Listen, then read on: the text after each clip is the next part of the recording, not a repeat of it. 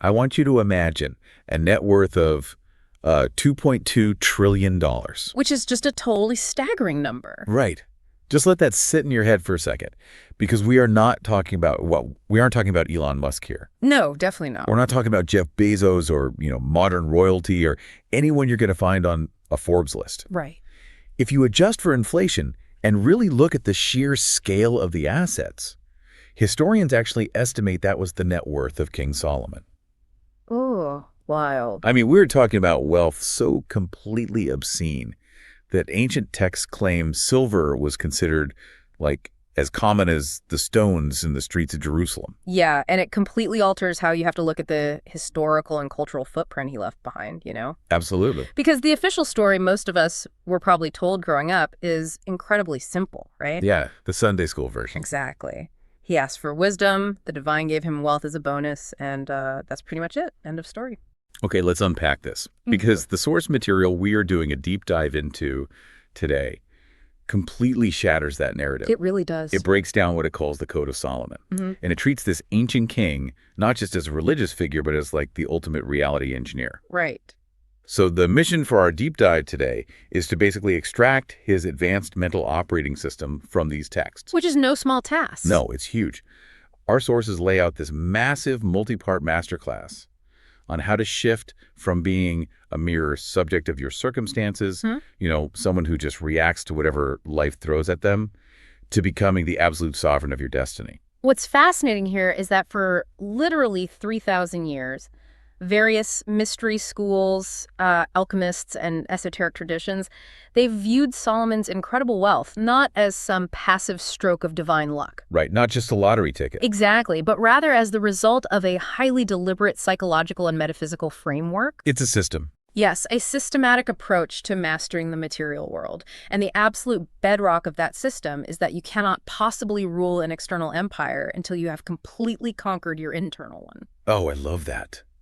It all starts with the mind. It all starts with the mind. Which brings us to the craziest legend about him. There's this ancient myth that Solomon possessed a magic ring, right? Oh, the Ring of Power. Yeah.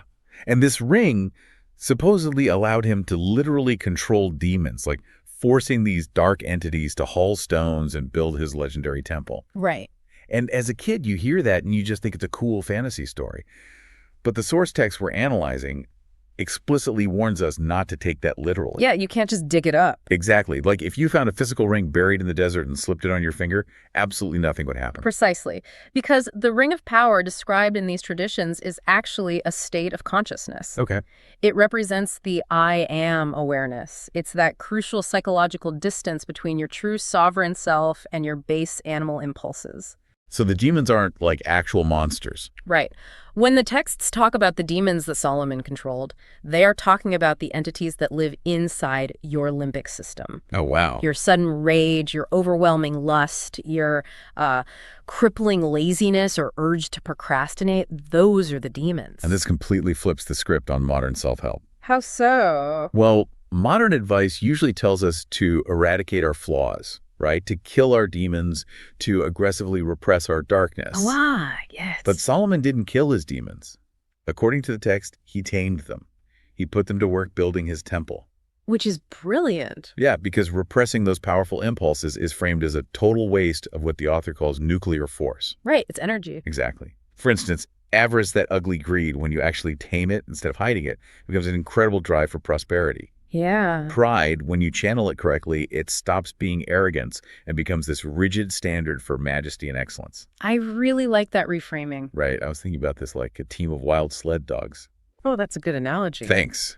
Because if they're just running loose around your camp, they're incredibly dangerous. They'll tear your tents apart and ruin everything. Throw to chaos. But if you can somehow harness them all to a single sled, you suddenly have this raw, unstoppable forward momentum. Absolutely. But reading that, I found myself stuck on the mechanics of it all. Like, how do you actually strap the harness onto a demon like severe laziness or explosive rage without it turning around and biting you. Well, the source actually provides a very specific psychological dissociation technique for exactly that. Really? Yeah, and it all comes down to language and identity. Think about what happens when you wake up and say, I am lazy today. You feel lazy. Worse!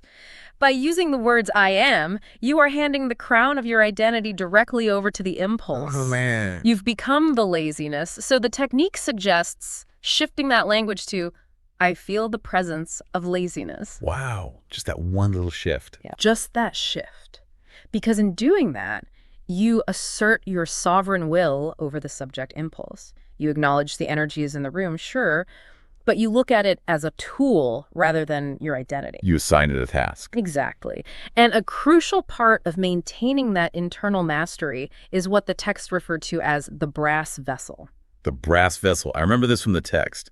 The legends claim he sealed the most dangerous, rebellious spirits inside brass vessels and threw them into the sea. Yes, which is just a brilliant metaphor for emotional containment. Right. Think of raw emotion like a pressurized gas. If you immediately vent it, like if you shout when you're angry, or if you immediately complain to a coworker when you're frustrated, you lose all the pressure. You just let it all out. Right. The gas just dissipates into the air. You feel a momentary relief maybe, but you've spent the energy. That makes total sense. But if you seal it in a vessel, if you practice absolute silence and containment, that pressure builds internally. And that internal pressure is exactly what moves the pistons of action in your life. So you use the frustration to build the empire instead of using it to, like, yell at traffic. Exactly. That makes the concept of his inner temple make so much more sense now.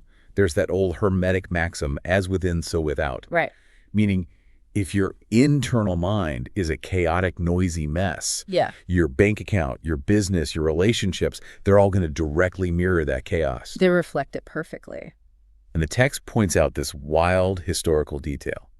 Solomon's temple was supposedly built in absolute silence. Yeah. The stones were pre-carved miles away the quarry so that the sound of an iron hammer was never once heard on the actual construction site. It's such a powerful image. It really is. It Yeah. symbolizes this desperate need for zero mental noise. Plus, The temple had an incredibly strict hierarchy of access. the layers. Yeah, the outer atrium was open to everyone, the holy place was strictly for the inner circle, and the Holy of Holies was reserved solely for you and the divine. Right. You cannot let toxic people or, endless social media notifications or petty arguments into your Holy of Holies.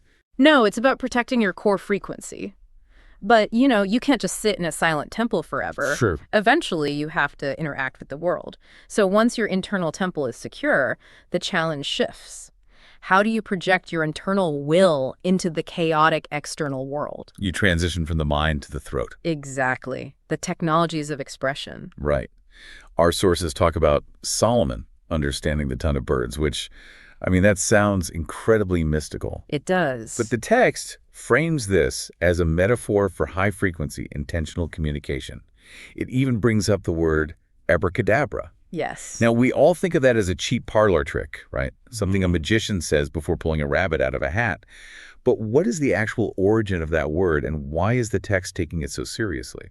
It is actually an ancient Aramaic phrase, abracadabra, which literally translates to, I create as I speak. Oh, wow. Yeah. The esoteric traditions believe that the sound waves we emit physically organize our reality.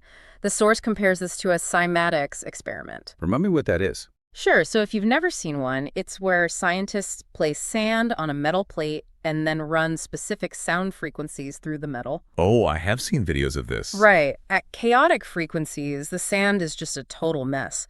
But when they hit precise, resonant frequencies, the sand instantly organizes itself into these perfect, stunning geometric patterns. It's mind-blowing to watch. It really is. And the text argues your words do the exact same thing to the subtle matter of your life. Okay, so it's not just a cute self-affirmation, it's actual physics. Exactly. But wait, that has to work in both directions, right? Yeah. If positive words organize reality, what happens when we use negative ones? Well, the text refers to casual complaining as a form of involuntary black magic. Involuntary black magic, wow. Yeah. When you walk around saying things like, I always get sick in the winter, or I'm terrible with money, you aren't just making a passive observation about your life. You're like making it happen. You are issuing a royal mandate. You are literally giving your immune system or your subconscious financial habits a direct order to fail because you've declared it to be your truth. Here's where it gets really interesting now. Okay. Because organizing your reality with words isn't enough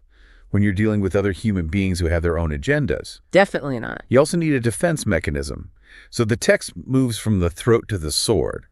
It brings up that incredibly famous, almost disturbing biblical story of the two mothers and the baby. Yes. Two women live in the same house, one baby dies, and both women claim the surviving infant is theirs. And Solomon's solution is to say, bring me a sword, cut the baby in half, and give them each a piece. Right. On the surface, that sounds like the sheer madness of a tyrant. It really does. But esoterically, this is the ultimate lesson in Bina. Dana. Yeah, Bina is a Kabbalistic concept that roughly translates to profound discernment or understanding. So the false mother, who is completely driven by envy, she says, go ahead, divide it. She prefers mutual destruction over seeing someone else succeed. That is dark. It is. But the true mother screams, no, give the child to her, just let him live. She chooses sacrifice.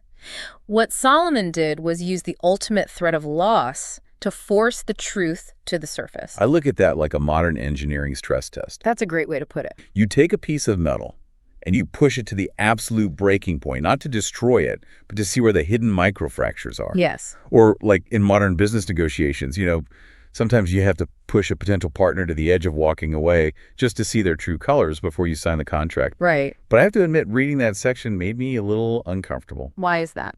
Doesn't this level of emotional detachment border on toxic manipulation?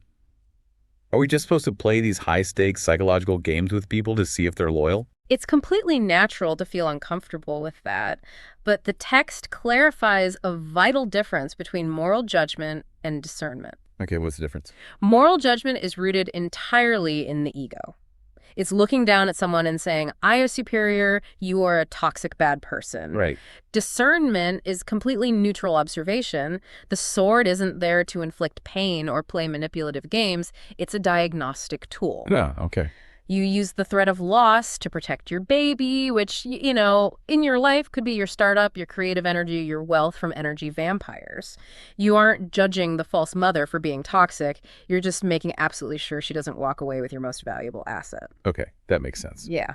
It's not about being a tyrant. It's about being an uncompromising guardian of what you've built. Exactly. So let's look at the progression here.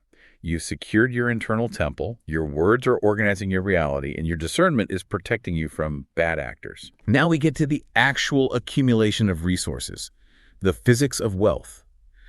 The source notes that Solomon supposedly generated 666 talents of gold every single year. Yes, that specific number. Now, obviously, that specific number carries a ton of dark pop culture baggage. Yep. People freak out when they see it. What is the source actually trying to communicate with that specific figure? Well, it has absolutely nothing to do with modern horror movies. Good to know. In ancient alchemical and esoteric traditions, numbers are highly symbolic.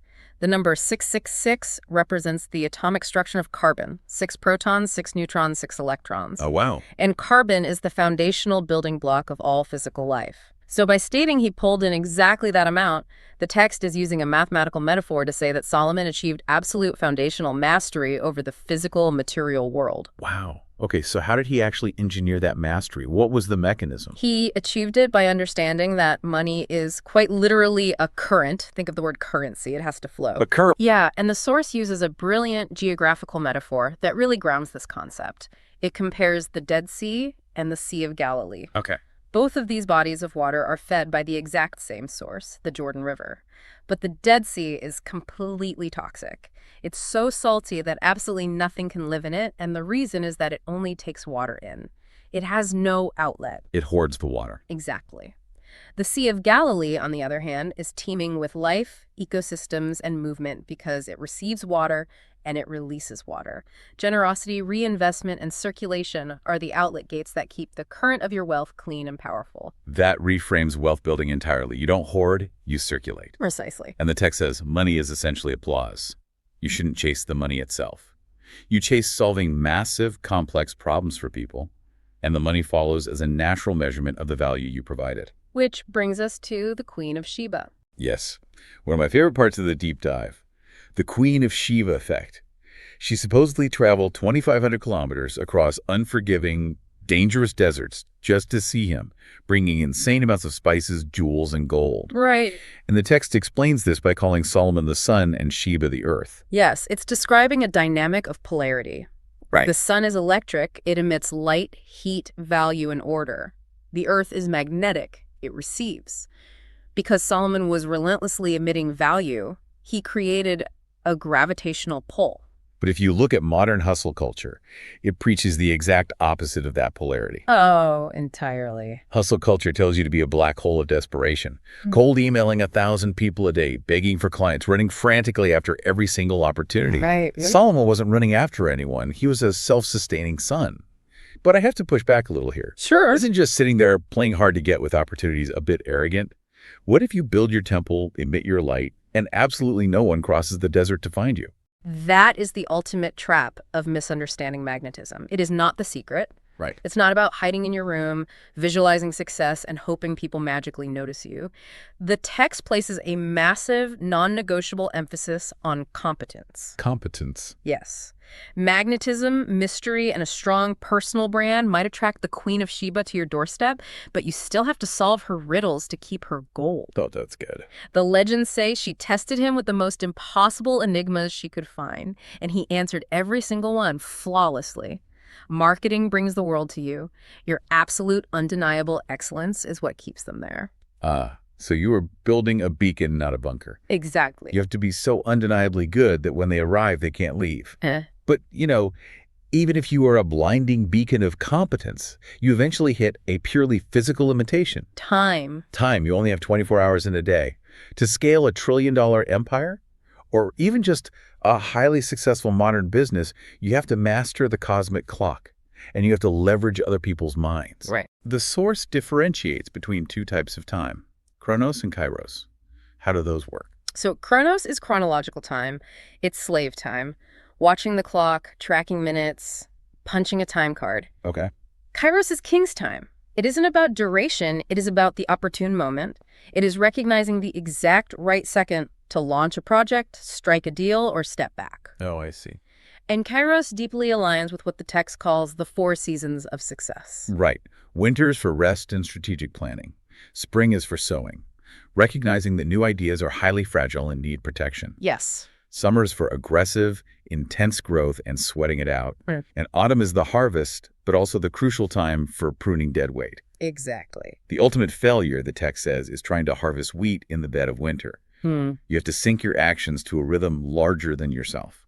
And when you are in that winter season, when you're waiting for the right moment, your patience cannot be passive. Right. The text describes it as stalking. Think of the taut, muscular tension of a lion watching a gazelle. The lion isn't sleeping. It's hyper-aware, conserving energy for the exact microsecond the Kairos moment arrives. So what does this all mean for building an actual team? Because even a perfectly timed lion needs a pride to take down major prey. Absolutely. This is where the text decodes something that absolutely blew my mind. There is this ancient grimoire called the Goetia, which is basically a catalog of the 72 demons that Solomon supposedly commanded. Right.